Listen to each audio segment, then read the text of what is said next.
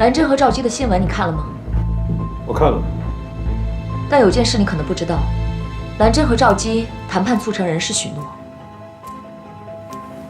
许诺？什么意思？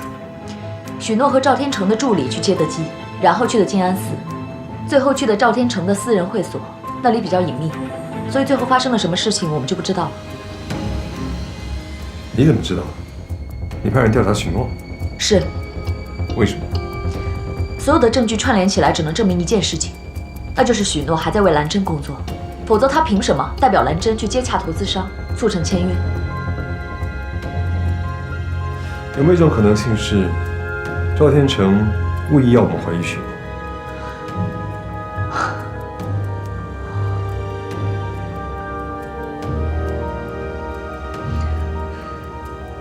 我只是就事论事而已，爱信不信，随便你。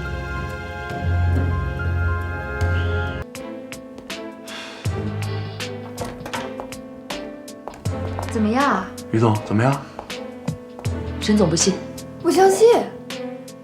不会吧？这他都不信啊？怪不得许诺那么猖狂。前2天开会，我才顶了他一句就要把我开了。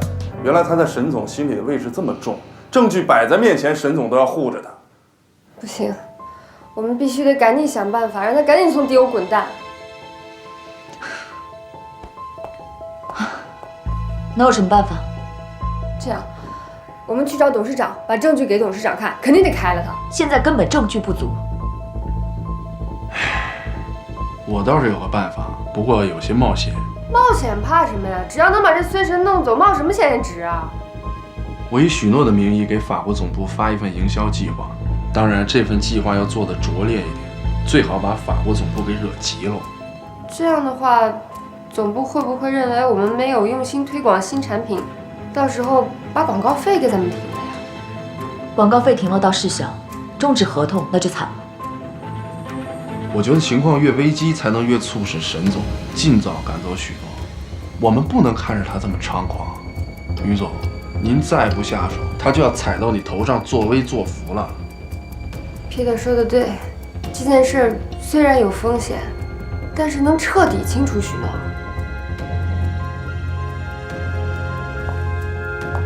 不行，这确实有可能赶走许诺，但是法国也会终止和我们的合作。我跟你们说过，伤害迪欧的事情，我是绝对不会做的。可是于总，别再说了，出去。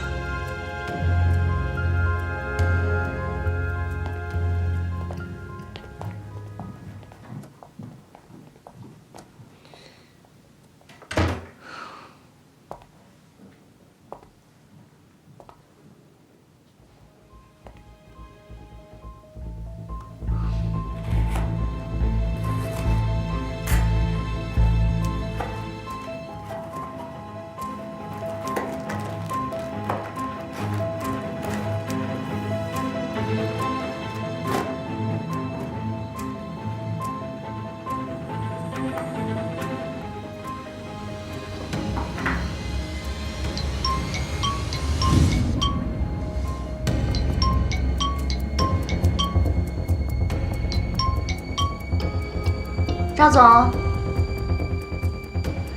我寄给你的东西你收到了吗？收到了，这么大手笔啊！这个不是我送给你的，是程总送给你的。他说他要谢谢你的热情款待。哼，哎呀，本来我还想怎么拒绝你呢，既然是程总送的，那我就不客气了。你说说你，就一块表能给你乐成这样？许诺啊，不过这一次我得真要谢谢你了，多亏了你，这笔合同才能谈下来。我就随便一出手，这不小意思吗？还随便一出手，得嘞，等我回来吧，回来我重谢你啊。等你从国外回来再说吧。嗯。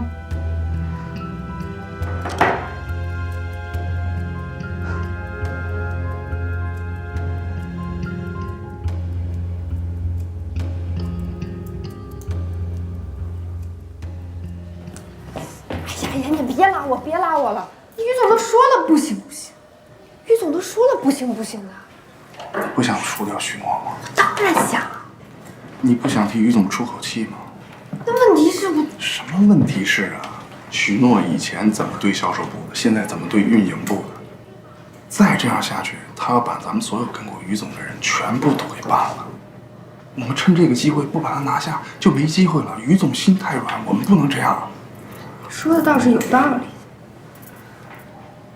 所以啊，现在是个好机会啊，不能放弃。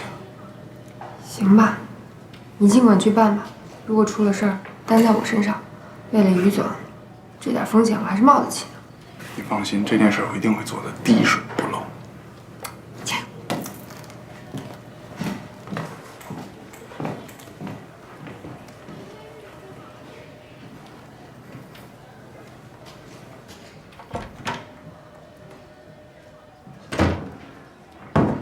沈总，下班了。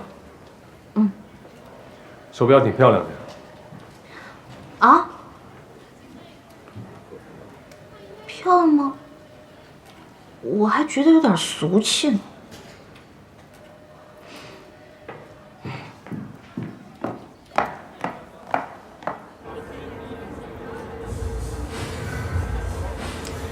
老大，你觉得许诺有问题吗？你是律师，你怎么看？从证据链的角度上，那结果……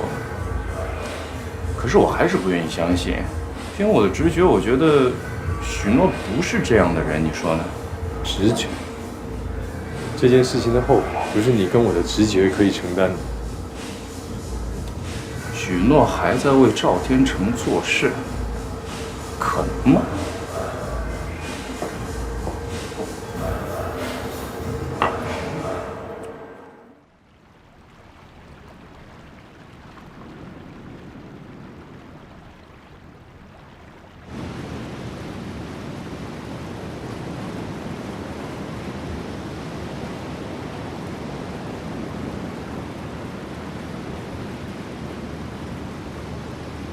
哟，你怎么一个人跑到这儿来了？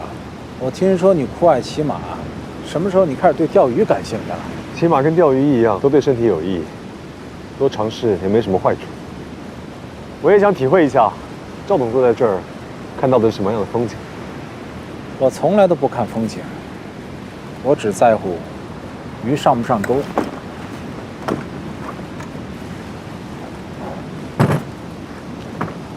我发现钓鱼需要专注，而专注是一件好事。做生意也是一样，做熟不做生。新的领域或许有新的机会，但是也意味着有新的风险。是吗？我知道你们迪欧一向对法国大餐感兴趣，现在突然染指金氏集团，什么时候开始对辣白菜感兴趣了？啊？不过这一点倒是提醒了我，兰真也是时候该换换口味儿。所以现在赵总对法国菜感兴趣。我现在只是想慢慢的开始感受一下他们的文化，至于接下来有什么打算，我还真没想好。沈总，你有什么好的建议给我吗？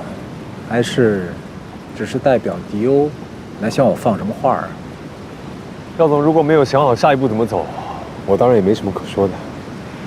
只是我好奇，赵总您没了许诺，还能走多远？我用人向来只看他能不能替我做事儿，如果他能做事儿，我给他的价钱他满意就 OK。至于他现在在哪儿，正在干什么，这不是我关心的事情。但是我清楚一点，他的脑子里装的是我赵天成的理念，身上打上的是兰真的烙印。赵总很乐观，我得好好学习。当然，许诺早就学会了。不过我倒是真的很奇怪，想问沈总一句：如果有一天迪欧没有了许诺，你能走多远？